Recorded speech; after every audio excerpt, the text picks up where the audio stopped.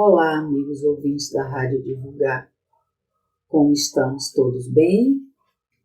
Graças a Deus. Todo mundo com perfeita saúde, todo mundo se cuidando, né? Já sabendo dessa necessidade de a gente ter que se cuidar. Então, hoje, continuando a nossa exploração da revista O Reformador, janeiro de 2013, nós temos uma reflexão fantástica, cujo título é Necessidade de Vigilância.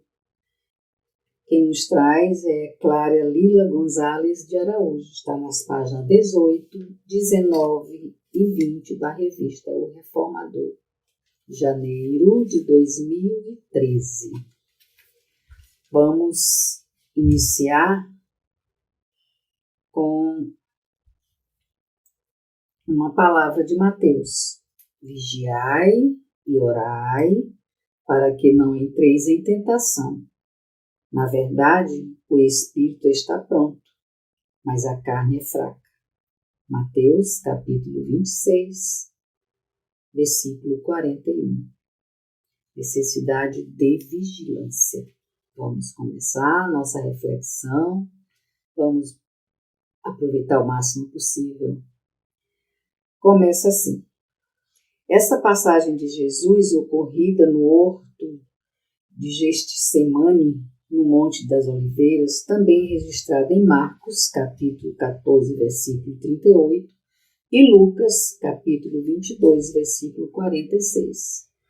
Tem sido ressaltada pelos espíritos superiores ao avaliarem o grau de imperfeição que nos caracteriza o ser.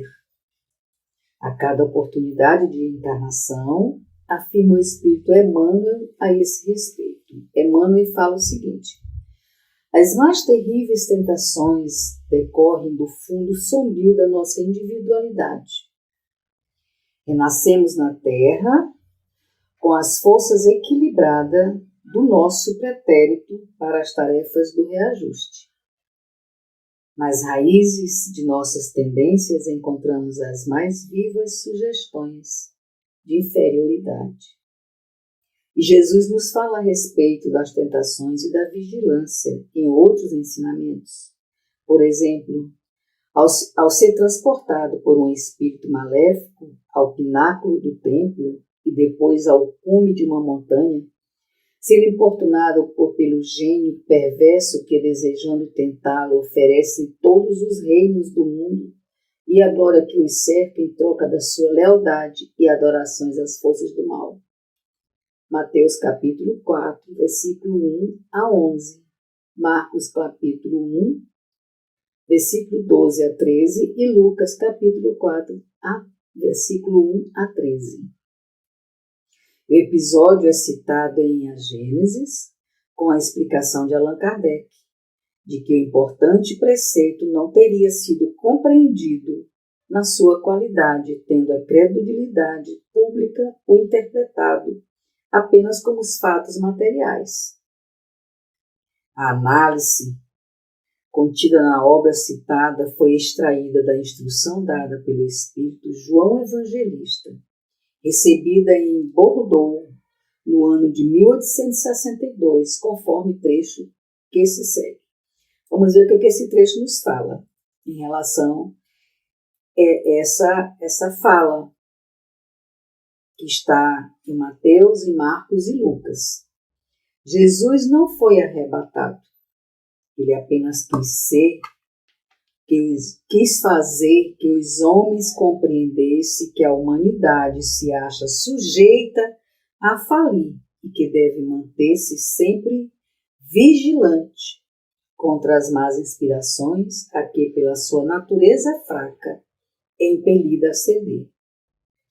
Então, quando ele diz orai e vigiai, é porque ele sabe que nós temos a nossa natureza muito fraca, né? Então a gente precisa se vigiar. E a tentação de Jesus é, pois, uma figura e fora precisa ser cego para tomá-la ao pé da letra. O espírito do mal não teria nenhum poder sobre a essência do bem. Com certeza, essa história de que o espírito do mal tentou Jesus no Horto das Oliveiras é uma fábula. Jamais ele conseguiria tentar Jesus, ele não teria essa audácia a chegar a tentar Jesus. E nem Jesus permitiria, logicamente.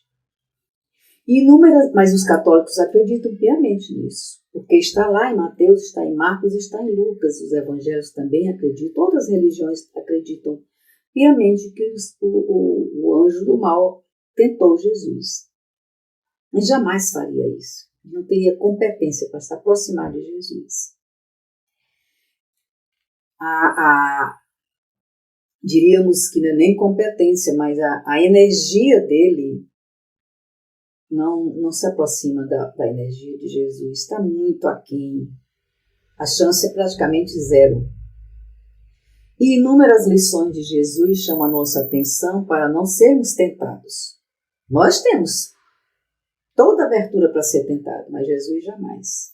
Podemos avaliá-las do ponto de vista humano, pois a expressão tentação para nós significa problemas a enfrentar na luta pessoal, por nós travada para a aquisição de bens que o mundo nos oferece, a qual é inspiração justa para a concretização de uma vida melhor e das situações vividas ao lado daqueles que nos rodeiam. No entanto, há certos gozos materiais que podem levar-nos a cometer excessos, o que Deus permite para testar nossa conduta. Então, quando a gente comete uma falha, um erro, Deus esqueceu de mim, deixou eu fazer isso. Não, está permitindo, está respeitando o teu livre-arbítrio, além de estar testando a tua conduta. Né? É como se estivesse nos colocando à prova. E aí a gente vai acertar ou errar, dependendo da nossa condição espiritual. E para estimular o homem ao cumprimento da sua missão e também para experimentá-lo por meio de tentação. O Criador nos testa a razão e nos preserva dos descomedimentos para não sermos vítimas das circunstâncias alheias à nossa vontade, fruto das opções equivocadas que nos agradam. A liberdade consiste exatamente em escolher o que nos atrai e influencia. Infelizmente, nós somos atraídos por muita beleza, né? Muita coisa artificial. Os nossos olhos brilham quando a gente vê algo artificial, mas que de uma belezura que a gente acha que vai nos dar prazer. Né? Prazer momentâneo, 5 minutos, 10 minutos, nada mais do que isso.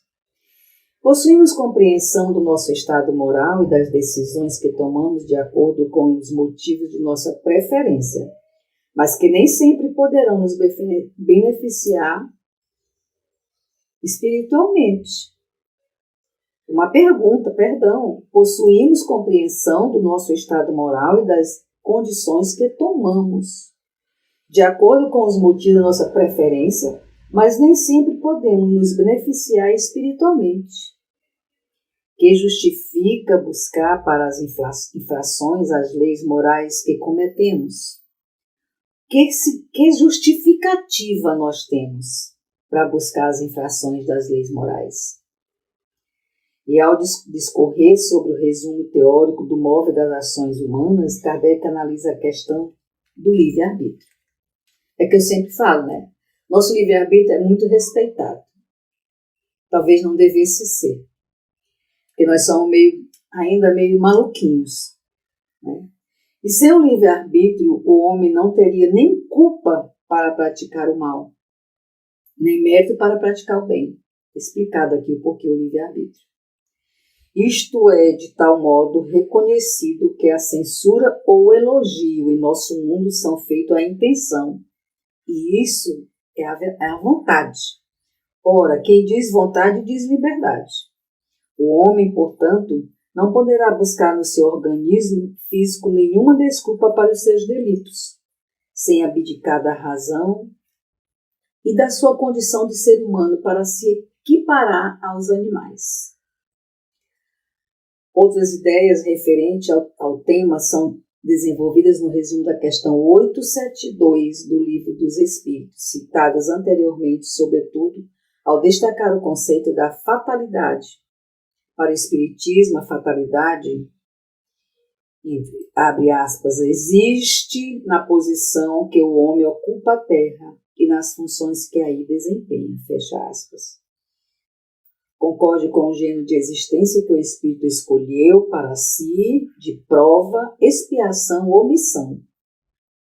Desse modo, sofremos fatalmente certos infortúnios a cada vinda ao corpo de carne e experimentamos os efeitos das tendências boas ou más que nos são peculiares. Nesse ponto, porém, acaba inevitável, pois da nossa vontade depende ceder ou não às nossas inclinações, a essas inclinações.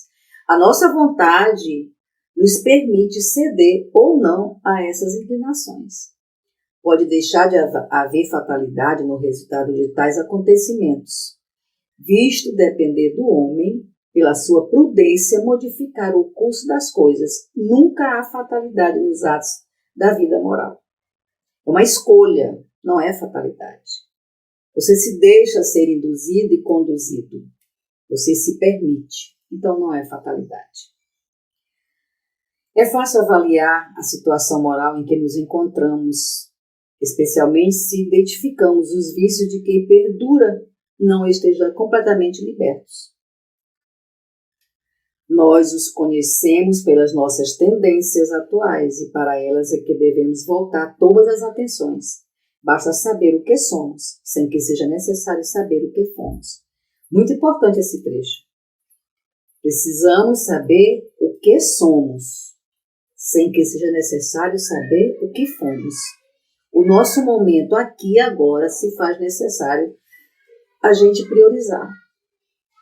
O que nós fomos, a gente precisa deixar lá no passado e nos aprimorar, melhorarmos aqui e agora. O que nós somos agora, que precisamos ser o que devemos ser. Se é um desejo sério de nos melhorarmos, não tomaremos cuidado na urgência da essencial vigilância. Vigiai e orai, aqui novamente fala da vigilância. Preocupado com o futuro de seus discípulos por estar próximo ao termo da sua passagem pelos caminhos terrenos, Jesus disse para Pedro, no expressivo diálogo que manteve com ele, narrando na belíssima obra Boa Nova. E ele fala para Pedro, a criatura na terra precisa aproveitar todas as oportunidades de iluminação interior em sua marcha para Deus. Vigia o teu espírito ao longo do caminho. Basta um pensamento de amor para que te eleves aos céus. Mas na jornada do mundo também basta às vezes uma palavra fútil ou uma consideração menos digna para que a alma do homem seja conduzida ao estacionamento e ao desespero das trevas. Por sua própria imprevidência nesse terreno, o discípulo do Evangelho terá sempre imenso trabalho a realizar. Atentemos para essa fala de Jesus a Pedro. Um gesto de amor nos eleva aos céus, mas um pensamento indigno nos transporta às trevas. Por isso, o orai e vigiai. A tentação, portanto, constitui um ato moral e a vigilância é a consequência do esforço que fazemos, de modo a conquistar a humildade. Humildade, precisamos ter humildade. O desinteresse é a renúncia de nós mesmos. Entretanto, nem sempre conseguimos vencer intimamente. Olha o cuidado aqui da vigilância no nosso íntimo. E as dificuldades a enfrentar se originam principalmente de não sabermos distinguir as manifestações do nosso intelecto, que funcionam como auxiliar na reforma íntima, das demonstrações dos sentimentos, das emoções e do estado psíquico em geral, que afeta a nossa estabilidade interior. A renovação efetiva depende da disposição total do espírito no aproveitamento de todas as possibilidades, na busca de novas maneiras de ser, de pensar, de agir, em substituição às vivências adquiridas em suas existências anteriores. Ou seja, mudar o comportamento, mudar o interior, mudar a sua maneira de ver o irmão, de ver a vida, de ver o mundo, de vivenciar essa oportunidade. Quantos de nós, intelectualmente favorecidos pela razão e pelo saber, não conseguimos vencer as lutas morais, oferecidas pela misericórdia divina, por não aceitarmos as verdades eternas do Evangelho de Jesus, que, se aplicadas, poderiam amenizar o sofrimento e a decepção dos tempos atuais? Aqui ele pergunta: se nós tivéssemos, se nós usássemos o intelectual que nós temos, que é favorecido pela razão e pelo saber, para a gente vencer as lutas morais oferecidas pela misericórdia divina. E se todos os homens pensassem de forma consciente em Deus, não cometeriam tantos erros. Em nota a uma questão do Livro dos Espíritos, Kardec alerta-nos sobre a incapacidade do homem de entender a plenitude infinita de Deus. Vamos ver o que o Kardec nos fala no Livro dos Espíritos sobre essa questão. A inferioridade das faculdades do homem não lhe permite compreender a natureza íntima de Deus. Nós estamos muito inferiores ainda, não permite ainda que a gente compreenda a natureza íntima de Deus. Na infância da humanidade, o homem o confunde muitas vezes com a criatura, cujas imperfeições lhe atribuem. Mas à medida que nele se desenvolve o senso moral, seu pensamento penetra melhor no âmago das coisas. Então ele faz da divindade uma ideia mais justa e mais conforme à sã razão, embora sempre incompleta. Ainda não estamos preparados intelectualmente para entender a essência da natureza íntima de Deus. Ainda não chegamos lá. Mas vamos caminhando devagarinho, degrau a degrau, a gente vai chegar lá. Não é verdade? E por isso avançamos nas descobertas e nos estudos das várias ciências e religiões utilizadas pelo homem. Mas ainda nos colocamos num campo de vulgaridades, incapazes de valorizar as riquezas espirituais que nos cercam. O espírito André Luiz transmite em um dos seus livros a palavra sensata de Alexandre, instrutor devotado em uma sessão de estudos mediúnicos que traz apreciações interessantes sobre as concepções existentes a respeito das obras divinas. E ele fala assim, são escritos do André Luiz nos seus livros, referente à palavra sensata de Alexandre. Vamos ver o que Alexandre fala para André Luiz. Desde o primeiro dia de razão na mente humana, a ideia de Deus criou princípios religiosos, sugerindo-nos as regras do bem viver. Contudo, à medida que se refinam conhecimentos intelectuais, parece que há menor respeito no homem para com as dádivas sagradas. Tem aquele velho ditado: quanto mais inteligente, mais ignorante. Inteligência intelectual, que eu me refiro. Quanto mais inteligente intelectualmente, mais ateu, mais descrente, mais grosseiro, mais ignorante, como a gente usa essa expressão demais, né? Então, o Alexandre está falando muito claro aqui sobre esse assunto. À medida que se refinam conhecimentos intelectuais, parece que há menor respeito no homem para com as dádivas sagradas. Isso é uma realidade atual, hoje, agora, infelizmente. E concluímos assim: peçamos a Deus a força necessária para vencermos a nós mesmos, conforme a oração dominical ensinada por Jesus, ao rogar sinceramente. Abrindo aspas, e não nos deixe cair em tentação, mas livrai-nos de todo o mal. Mateus capítulo 6, versículo 13, e Lucas capítulo 11, versículo 4. Olha que maravilha de encerramento de reflexão. E não nos deixais cair em tentação, mas livrai-nos de todo o mal. Está na oração do Pai Nosso. Não é verdade? Então, essa reflexão de hoje não me deixou nem com espaço para fazer comentário de tão minuciosa, de tão salutar, de tão bela, e com umas palavras tão seguras e firmes no nosso cotidiano, no nosso dia a dia, né? Quando ele fala que a nossa intelectualidade não faz com que a gente não veja o divino, né? Quando ele fala que, por inúmeras vezes, a lição de Jesus chama a nossa atenção para não sermos tentados, e a gente precisa avaliar do ponto de vista humano, pois a expressão tentação para nós significa problemas a enfrentarmos na luta do dia a dia. Tentação é isso, é a gente permitir que a gente seja tentado pelo mal, pelos caminhos indevidos, né, pela maldade do coração, do pensamento, da palavra, do querer, pelo interesse do material, do brilho,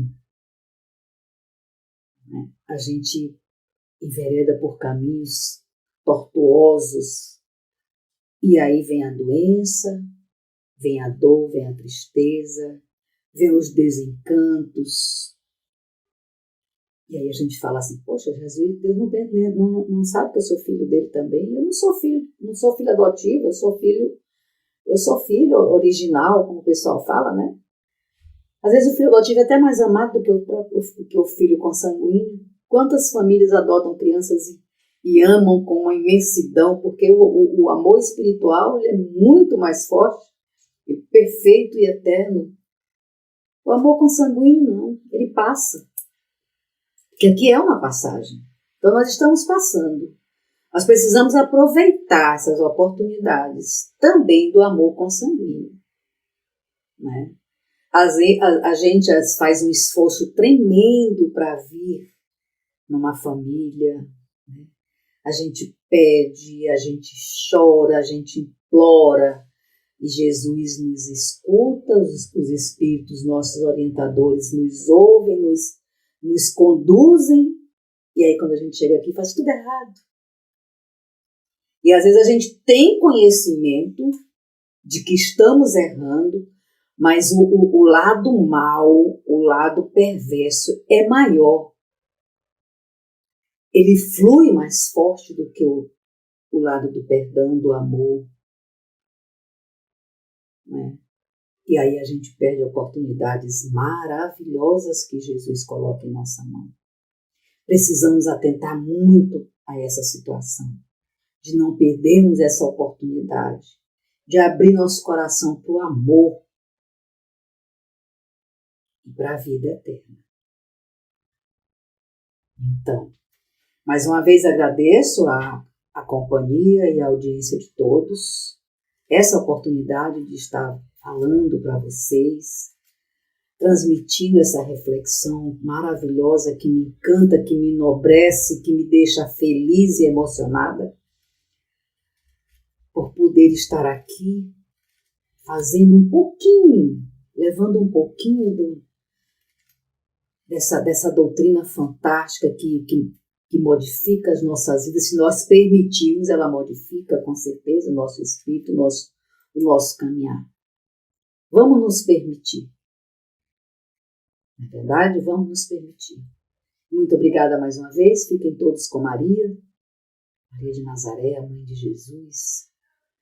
Maria de todas as Marias. Fiquem com Deus. Wanda Barros para divulgar.net. Até a próxima.